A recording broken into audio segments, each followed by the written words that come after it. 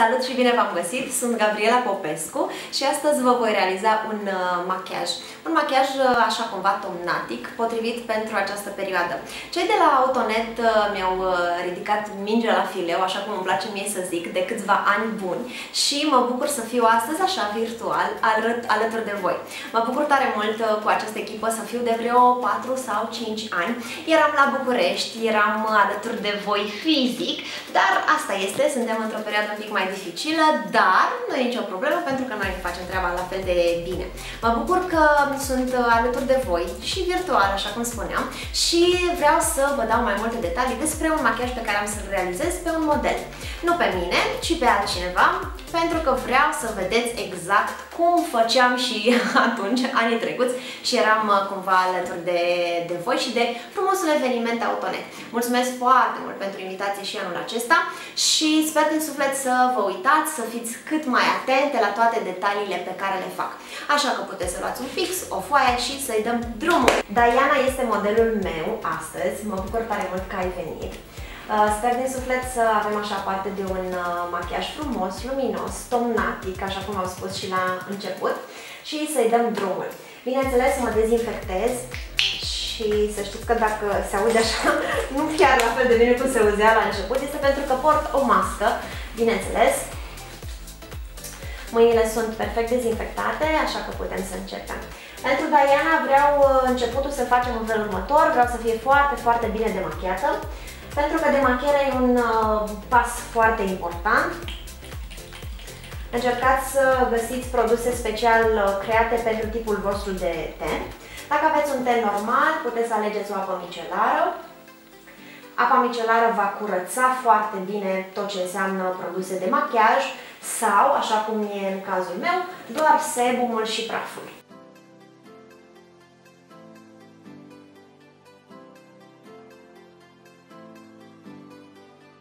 Următorul pas pe care vreau să-l fac este să aplic un produs tip serum. Tipurile astea de produse îmi plac foarte mult pentru că sunt foarte, foarte ușor de folosit, intră foarte rapid în piele și ele pot fi folosite chiar pentru a-ți hidrata pielea, dar pot fi folosite și ca bază de machiaj. Se numesc serumuri, intră foarte rapid în piele și îți lasă pielea așa cumva foarte hidratată, dar fără acea peliculă grasă de care ne ferim când vine vorba de bază de machiaj. Dacă aveți mai mult timp liber la dispoziție, puteți să tapotați, puteți să vă faceți chiar un masaj.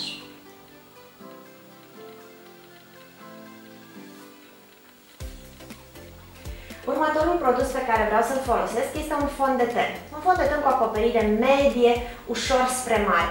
Depinde foarte mult ce tip de fond de ten vă doriți.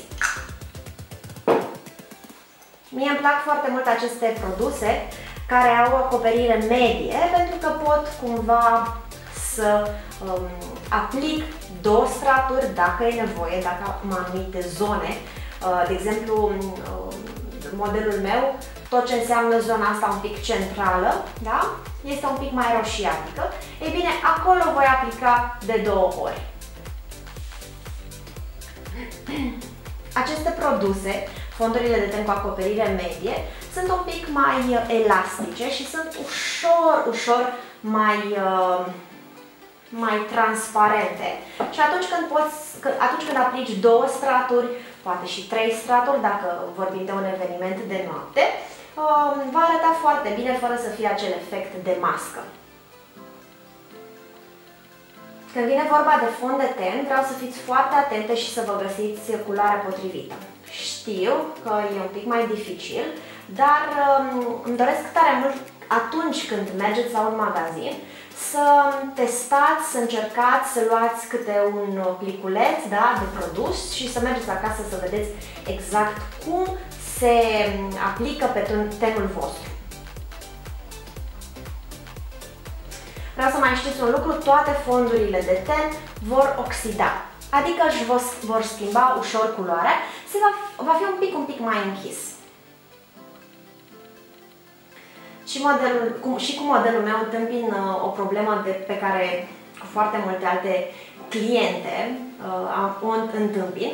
E vorba despre acel gât un pic mai deschis la culoare decât decolteu, respectiv culoarea feței.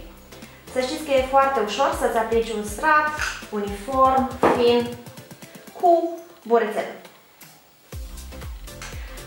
De ce vorbesc de burețel? Pentru că este o ustensilă pe care o ador. Îmi place foarte, foarte mult să lucrez cu această ustensilă. Dar vreau să fiți foarte atente să o spălați foarte, foarte bine. Am să vă zic imediat. Burețelul se spală cu apă și cu săpun solid.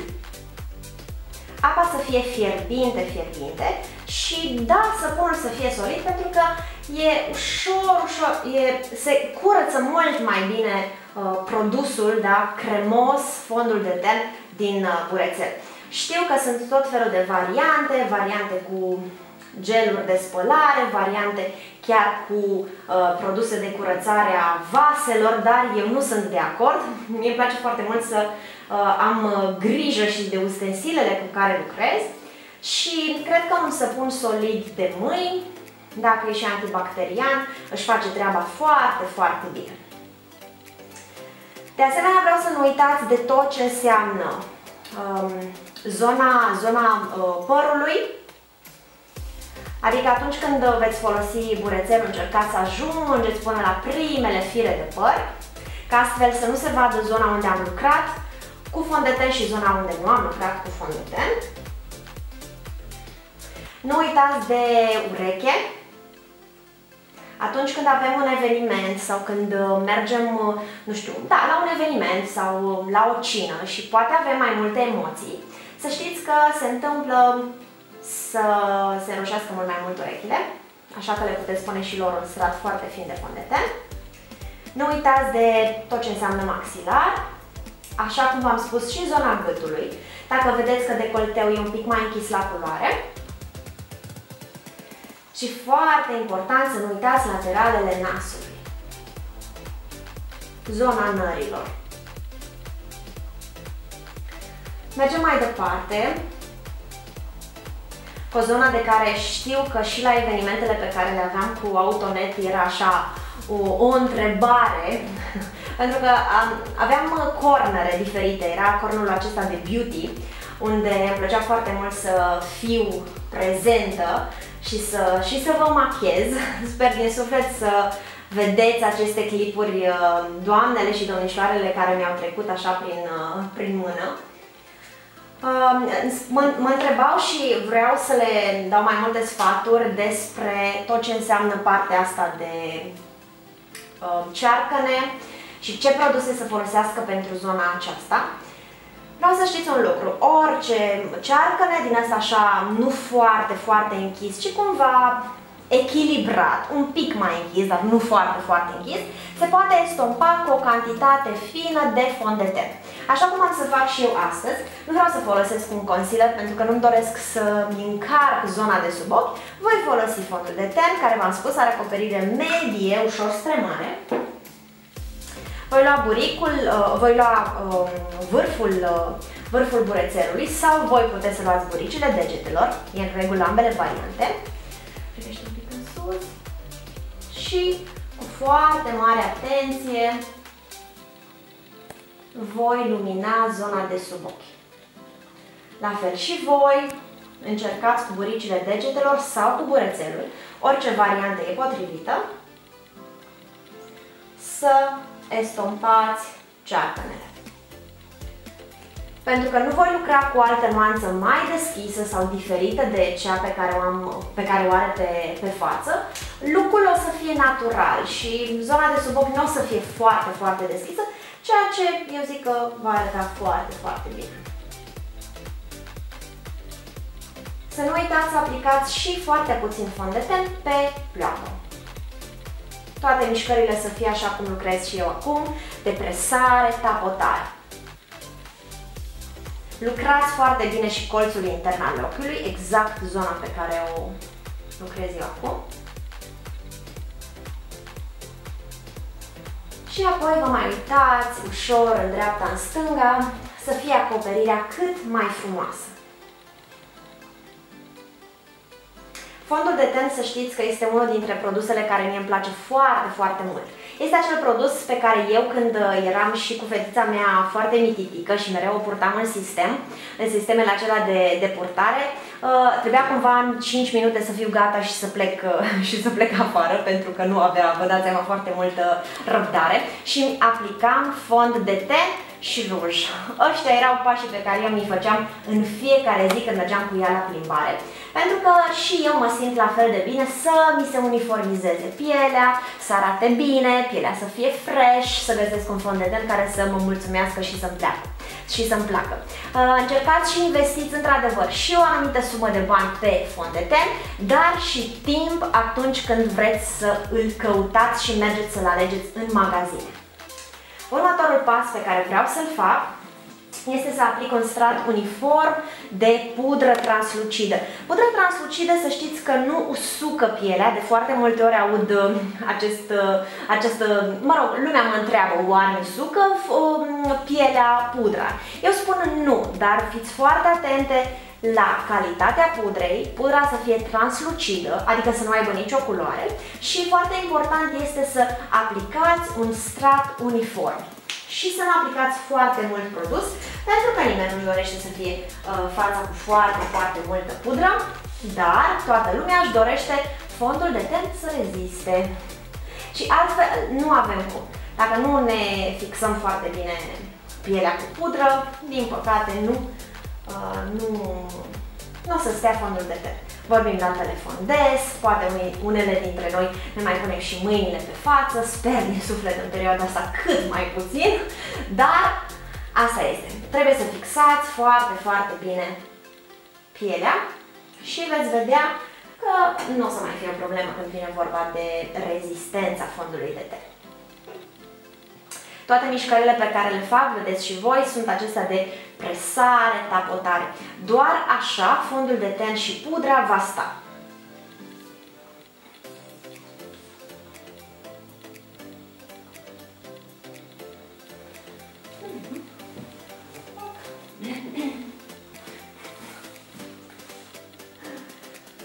Urmează un alt pas pe care eu îl ador. Și vreau să vă spun și vouă mai multe detalii despre sprânceană. Sprânceana e foarte importantă, așa că încercați să o lăsați să fie cât mai naturală. Nu o pensați excesiv, pentru că o să fie foarte dificil să vă stilizați sprâncenele. Știu că foarte multă lume nu are timpul necesar să-și facă o sprânceană, știu eu, exact fir cu fir, așa cum se face, dar cred din suflet că foarte multă lume s-ar descurca să-și stilizeze sprâncenele cu un mascara pentru sprânceană. Exact așa se numește, mascara pentru sprânceană, care una la mână va peria, va curăța sprânceana și doi la mână o va și colora, pentru că acest produs pe care l-am eu este colorat. E un soft brown. Sprânceana are 3 părți: capul sprâncenei, corpul sprâncenei și arcul sprâncenei. Îmi place foarte mult să las capul sprâncenei cât mai natural, cumva abia să ating sprânceana, și apoi să lucrez un pic mai presat pe corp, pe arcul sprâncenei și foarte, foarte puțin în zona a patra pe codița sprâncenei. Deci lucrăm fin pe capul sprâncenei, încercați și periați, încercați și lăsați-vă sprâncenele cât mai naturale.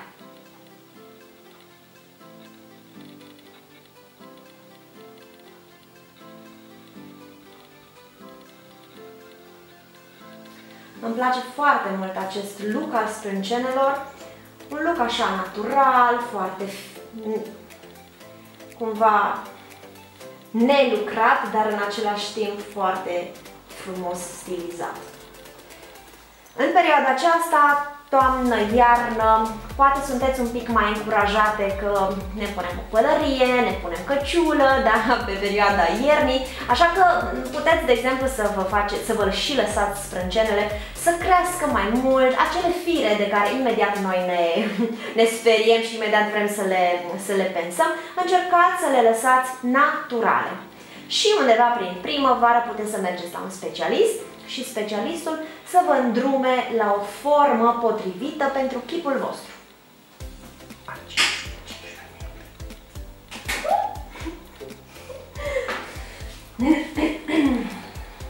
Bun, mergem mai departe. Pentru zona pomeților aș alege 3 produse. Dacă vă doriți un look foarte rapid, foarte natural, puteți opta doar pentru un blush. Blushul îl găsiți foarte ușor. Veți avea aici un os, el se numește osul zigomat. Puteți să vă uitați un pic în oglindă să-l vedeți și voi exact. Și vă voi arăta câteva detalii cum să vă găsiți acel os zigomat. Trasați o linie verticală de la colț extern al ochiului și trasați o linie oblică de la colțul gurii până la mijlocul urechii. Avem un punct de intersecție, de la punctul de intersecție până la mijlocul urechii. Aceasta este zona unde puteți să vă puneți și puțin blush. Din punctul meu de vedere, blushul trebuie să existe în ceea ce privește partea de machiaj al feței, pentru că el ne dă sănătate în obraj. Dacă vreți să aveți un look mai interesant, un look de eveniment sau un look de seară, puteți să optați și pentru conturare. Conturarea se pune imediat sub osul zigomat. Cumva chiar acea umbră naturală pe care o face obrazul nostru. Și deasupra blushului puteți să puneți iluminator. Mergem mai departe. De fiecare dată îmi place să aleg tipul ăsta de produse, să fie cumva un kit unde să găsesc conturare, să găsesc tot ce înseamnă iluminare și de asemenea un blush. Astăzi voi alege o culoare așa mai peachy. Este o culoare foarte frumoasă, o culoare care merge pentru foarte multe tipuri de culoare de piele. Ce înseamnă peachy? Înseamnă un portocaliu ușor roze. Este culoarea care îmi place foarte mult și culoarea aceea care dă mai multă sănătate. Aveți nevoie de o pensulă și toate mișcările pe care le faceți, să le faceți cât mai elegante, cât mai fluide și foarte, foarte ușor. Eu am o vorbă, întotdeauna încercați să nu puneți mult de la început, ci dacă mai simțiți nevoia, puteți să adăugați pe parcurs.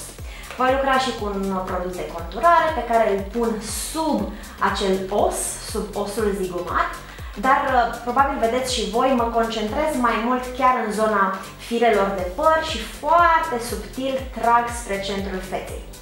Într-o parte și în partea cealaltă. Mă concentrez aici și subtil trag ușor în jos. Îmi place foarte mult cum arată. Așa că putem să mergem mai departe și să iau și un produs de iluminare. Produsul ăsta de iluminare îmi place extrem de mult. Cumva el dă așa o aură specială machiajului. Ne dă mai multă luminozitate. Ce vreau să știți este că dacă voi aveți un ten mai gras, mi-ar plăcea tare mult să nu puneți sau să puneți, dar să puneți foarte, foarte puțin. Okay? Dacă aveți un ten normal, un ten uscat, chiar e recomandat pentru că dă așa cumva o prospețime aparte.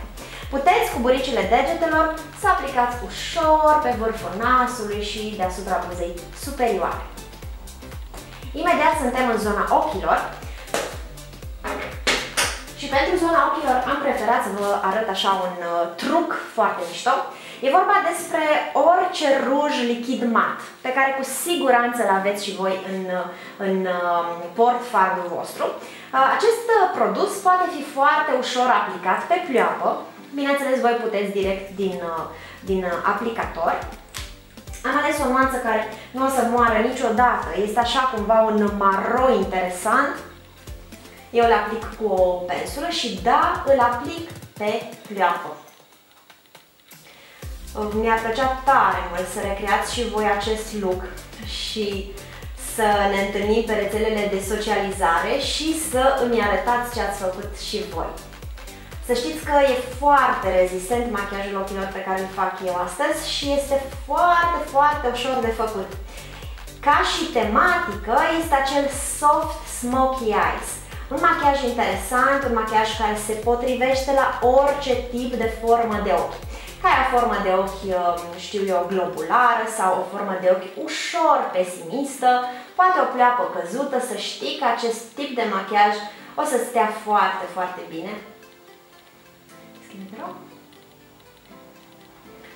Aplicați cu buricile degetelor sau cu pensula, cum vă este vouă mai comod. Și aveți, bineînțeles, două opțiuni. Prima opțiune este să lăsați chiar așa și credeți-mă, o să stea minunat pe pleoapă de dimineață până seara târziu. Și mai puteți să faceți încă un lucru, să adăugați un fard. Un fard, într-adevăr, într-o zonă cromatică, așa de toamnă, poate un bordeaux, poate un cupru. Eu astăzi am să aleg un cupru, așa ușor vișiniu. E o nuanță foarte interesantă, are mai multe particule. Este într-adevăr un fard ușor metalizat și veți vedea că o să arate foarte, foarte bine. Ok. O să deschizi, te rog. Am să vin un pic în partea asta și am să vă spun mai multe detalii despre ce înseamnă partea de culoare și iris, adică ce fard să vă alegeți și ce iris aveți voi. O să vă spun în felul următor. Avem iris căprui, iris albastru și iris verde. Pentru ochii căprui puteți să mergeți cu orice variantă, așa cum are și modelul meu astăzi, da, ochii căprui. Puteți să alegeți variantele de cupru, puteți să alegeți variantele de marouri, poate și bejuri, de ce nu, și un albastru și un verde arată minunat. Când vine vorba de un ochi verde, un iris verde, vreau tare mult să încercați să găsiți fardurile care conțin pigment roșu.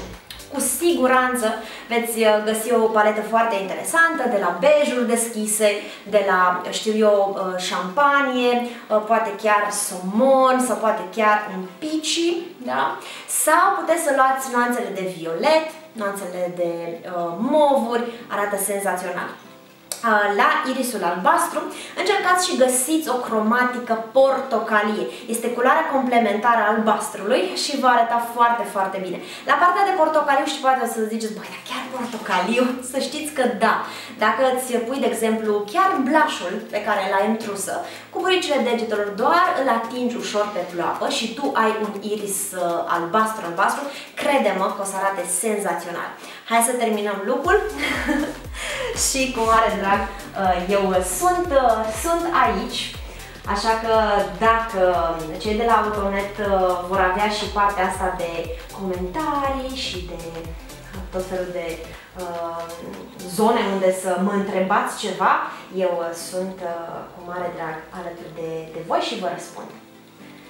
Bun, am să iau o pensulă mai subțirică și lucrez rădăcina genelor inferioare, pentru că îmi place foarte mult să am un echilibru, mai ales când vine vorba despre acest machiajul smoky. Îmi place să existe un echilibru, așa că aceeași culoare pe care am pus-o și pe pleoapa superioară, o voi pune și pe pleoapa inferioară, ca să echilibrez. Chiar îmi doresc să faceți și voi machiajul ăsta, pentru că este un machiaj foarte, foarte ușor și credeți-mă că la final va arăta spectaculos.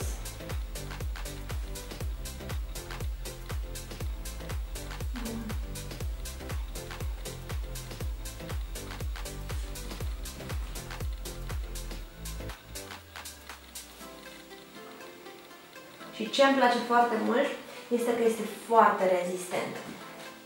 Chiar am foarte multe cliente cărora nu le stătea absolut nimic pe pleoapă și asta era cumva mereu dorința lor să vină la mine, pentru că la mine într-adevăr stăteau machiajele, dar când își făceau ele acasă nici cum nu stăteau. Și am spus despre acest trucul cu orice ruj lichid mat pe care îl avem acasă și cu cu mult curaj, de fapt, cred că despre asta e vorba, pe pleoapă. Voi lua și un fard ca să fixez și să fie așa un pic mai perlată pleoapa.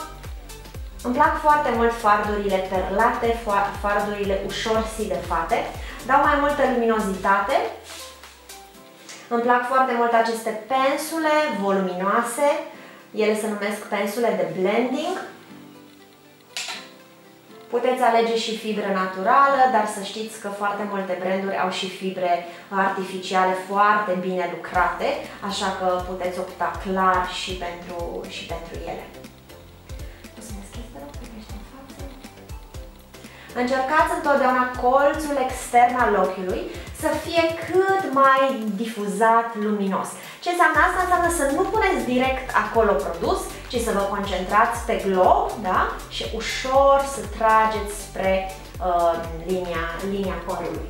De asemenea, încercați tot machiajul pe care îl faceți să fie ascendent, cumva pe diagonal. Astfel vom face un lifting natural și foarte, foarte frumos. Cu aceeași pensulă mergem și în jos și cumva, repet, îmi place tare mult să echilibrez toată zona.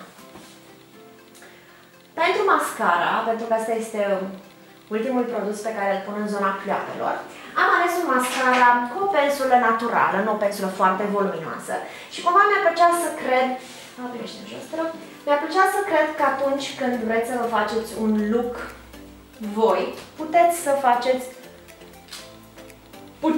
faceți machiajul genelor cu o pensulă normală, nu foarte, foarte voluminoasă. Cred foarte mult că pensulele voluminoase s-ar putea să vă pună mult prea mult produs pe gen. Fiecare are tehnica lui să-și aplice mascara. Și de asemenea, cred foarte mult, cred foarte mult că atunci când aveți un eveniment important, să realizați machiajul pe care l-am făcut eu astăzi de vreo 2-3 ori și mai apoi să mergeți la eveniment. Cumva, nu știu, dacă aveți într-un weekend, începeți și faceți așa niște teste cu machiajul pe care vi l-am propus eu astăzi. Și mai apoi arată foarte bine și mai apoi puteți să-l realizați. Ce mai vreau eu să vă spun este că cei de la Autonet au niște standuri virtuale și mi-ar plăcea tare mult să intrați pe site și să vă uitați la ele, pentru că sunt foarte, foarte multe noutăți, foarte multe chestii frumoase au făcut cei de la Autonet. Și nu uitați să vă bucurați de această întâlnire online pe care o avem. Mă bucur tare mult că am fost prezentă și aici și că până la urmă puteți să savurați un ceai, să savurați o ciocolată caldă, în timp ce eu vă vorbesc despre beauty. Creionul pe care îl aleg astăzi este un creion pe care îl aplic pe toată suprafața buzelor, pentru că îmi doresc să fie cât mai rezistent. Cam așa puteți să faceți și voi acasă, să aplicați un creion pe toată suprafața buzelor și mai apoi să vă puneți un ruj. Aleg același ruj lichid mat pe care l-am pus și pe pleoapă, pentru că este într-o nuanță foarte, foarte frumoasă și pentru că, până la urmă, asta e și ideea, să vă faceți un look cu un produs care să fie versatil. Și îmi place foarte, foarte mult ideea asta. E important să vă ascuțiți cât mai bine creionul, ca să puteți să faceți buzele foarte, foarte frumoase. Mergem mai departe, voi aplica și rujul.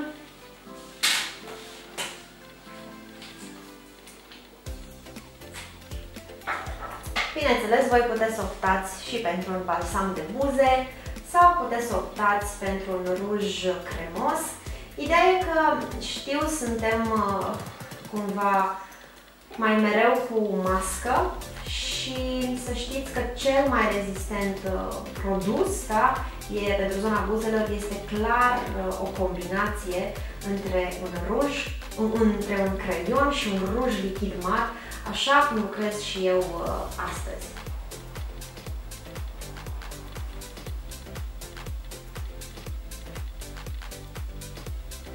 Sper din suflet să vă bucurați de întâlnirea online pe care am avut-o astăzi. Cei de la Autonet s-au gândit, bineînțeles, și la voi, la doamnele care veneau de fiecare dată la standurile noastre de beauty și le făceam și mai frumoase și le dădeam încredere în ele. Mă bucur că sunt aici, și așa cumva în studioul meu, în căsuța mea. Și sper din suflet să recreați machiajul așa cum am spus și mai devreme. Super!